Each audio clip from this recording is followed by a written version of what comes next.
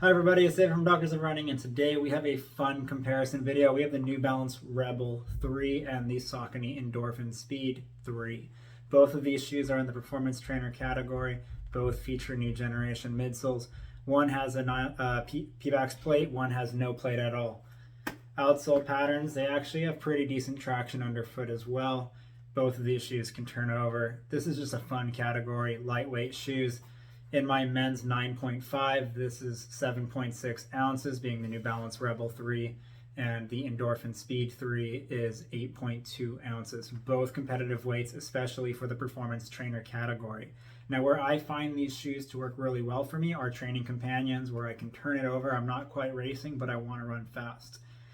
Where these shoes differ, I do feel like I can turn over a little bit more in the Rebel 3. I can take this on the track, I can do faster mile repeats, things like that, more on the interval side of things. This shoe can still go a long ways, but I feel like for me that sweet spot's that 10 to 15 mile mark, which is usually where my workouts lie by total mileage. I warm up in the shoe, I do the workout in it, I cool down. My long runs do tend to be somewhere between 16 and 20 miles, sometimes more if I'm gearing up for a marathon. I think for the marathon, I'm going to be looking more at the Endorphin Speed 3 for those types of long run days. The way that the ride feels, you can definitely notice the plate a little bit more in the Speed 3. There is still a little bit of flexibility because it is a P-Bax plate.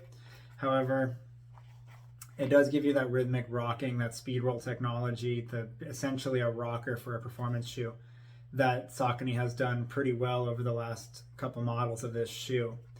Upper locks down pretty well throughout. It's a little bit more forgiving, I think, in the midfoot and in the heel there. A little bit wider in the forefoot. The Rebel 3 does fit a little bit more performance-esque.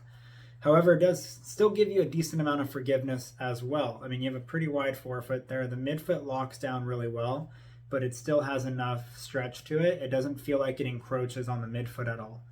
The heel does have a little bit of a heel counter, but it's semi-rigid, has a little bit of flexibility to it. Honestly, it's just there to provide a little bit of structure, it feels like, for the shoe, and I think it does a good job.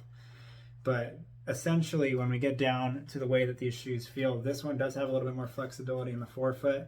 It's a little bit more U, but the feel cell does have enough rebound to really feel good when you're turning over. So interval work, anything up to a mile, to 2K, 3K, that type of stuff, I'm going to go Rebel 3, even on like 400s and stuff like that. But if we're looking at long run efforts, where we're doing long tempo efforts, things like that, I'm probably going to shift more towards my Endorphin Speed 3.